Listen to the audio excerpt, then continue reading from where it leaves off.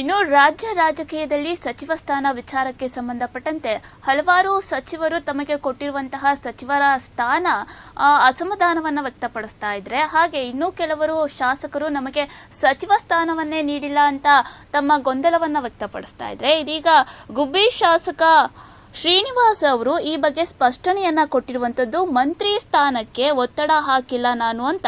ಇದೀಗ SR ಶ್ರೀನಿವಾಸ್ ನನಗೆ ಸಚಿವ ಸ್ಥಾನದ ಆಸೆ ಇಲ್ಲ ಅಂತ ಶ್ರೀನಿವಾಸ್ ಹೇಳಿಕೆಯನ್ನ ಕೊಟ್ಟಿದ್ದಾರೆ. ಸಚಿವ ಸ್ಥಾನದ ಚರ್ಚೆಗೆ SR ಶ್ರೀನಿವಾಸ್ ಉತ್ತರವನ್ನ ಕೊಟ್ಟಿರುವಂತದ್ದು. ಸಂಪುಟ ಸೇರ್ಪಡೆ ಬಗ್ಗೆ SR ಶ್ರೀನಿವಾಸ್ ಅವರ ಮಾತು ಇದಾಗಿರುವಂತದ್ದು. ಮಂತ್ರಿ ಸ್ಥಾನದ ಬಗ್ಗೆ ಮೌನವನ್ನ ಮುರಿದಿದ್ದಾರೆ ಗುಬ್ಬಿ ಶಾಸಕರಾದಂತಹ SR ಶ್ರೀನಿವಾಸ್. ಸಚಿವ ಸ್ಥಾನ ಸಿಕ್ಕರೆ, ಅಕಸ್ಮಾತ್ ಏನಾದರೂ ಸಚಿವ ಸ್ಥಾನ ಏನಾದರೂ ಸಿಕ್ಕಿದ್ರೆ ಖಾತೆಯನ್ನ ಕೇಳ್ತೇನೆ ಅಂತ ಗುಬ್ಬಿ ಶಾಸಕರು ಹೇಳಿಕೆಯನ್ನ ಕೊಟ್ಟಿರುವಂತದ್ದು. ಸಂಪುಟ ವಿಸ್ತರಣೆ ಚರ್ಚೆ ನಡುವೆ SR ಶ್ರೀನಿವಾಸ್ ಈ ಬಗ್ಗೆ ಹೇಳಿಕೆಯನ್ನ ಕೊಟ್ಟಿರುವಂತದ್ದು. 2 ಕೋಟಿ ರೂಪಾಯಿಗಳ ಮದನಘಟ್ಟ ರಸ್ತೆವರೆಗೆ ಸಿಸಿ ರಸ್ತೆ ಮತ್ತು ಒಳಚರಂಡಿ ಅಭಿವೃದ್ಧಿ ಕಾಮಗಾರಿಗೆ ಶಾಸಕ SR ಶ್ರೀನಿವಾಸ್ ಚಾಲನೆಯನ್ನ ನೀಡಿದ್ರು. ಈ ಸಂದರ್ಭದಲ್ಲಿ ಈ ರೀತಿಯಾಗಿ ಮಾತನಾಡಿರುವಂತದ್ದು. ಸಚಿವ ಸ್ಥಾನದ ಚರ್ಚೆಗೆ ಶ್ರೀನಿವಾಸ್ ಉತ್ತರವನ್ನ ನೀಡಿದ್ದಾರೆ. ಮಂತ್ರಿ ಸ್ಥಾನಕ್ಕೆ ನಾನು ಯಾವುದೇ ತರಹದ ಒತ್ತಡವನ್ನ ಹಾಕಿಲ್ಲ, ಕೇವಲ ಒಂದೇ ಒಂದು ಬಾರಿ ಕೇಳಿದ್ದೆ ಅಷ್ಟೇ, ಅದನ್ನ ಬಿಟ್ರೆ ಮತ್ತೆ ಎಂದು ಕೇಳಿಲ್ಲ.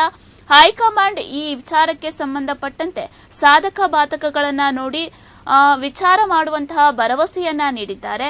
ಹಾಗಾಗಿ ಅದನ್ನ ಮೀರಿ ಪ್ರತಿನಿತ್ಯ ಅವರ ಮನೆಗೆ ಹೋದರೆ ಸರಿ ಹೋಗೋದಿಲ್ಲ ಅಂತ ಈ ಸಂದರ್ಭದಲ್ಲಿ ಈ ಬಗ್ಗೆ ಸ್ಪಷ್ಟನೆಯನ್ನ ನೀಡಿದ್ದಾರೆ ಗುಬ್ಬಿ ಶಾಸಕರಾದಂತಹ SR ಶ್ರೀನಿವಾಸ್. ಈ ಬಗ್ಗೆ ಮಾತನಾಡಿದ್ದಾರೆ, ನೋಡೋಣ.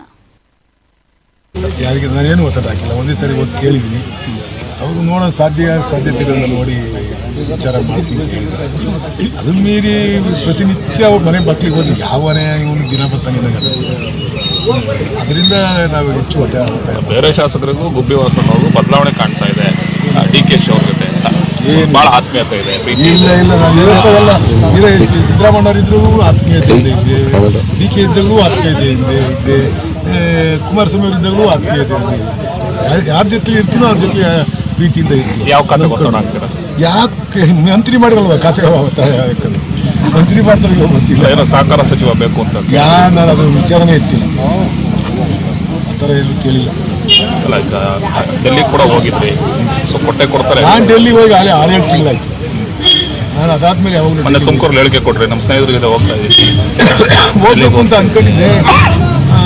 ಸುರೇಶ್ ಅವರೆಲ್ಲ ಯಾಕೆ ಹೋಗ್ತೀಯ, ಅವ್ರ ಮನೆ ಬಾಗಿಲು ಎಲ್ಲ ಸುತ್ತಕ್ಕೆ ಯಾರು ಸಿಗ್ತದೆ ನಿಮಗೆ ಅಂತ ಸುಮ್ಮನೆ ಹೋಗಿದ್ದೆ. ಎಷ್ಟು ಒತ್ತಡ ಆಗ್ತಾ ಇದೆ?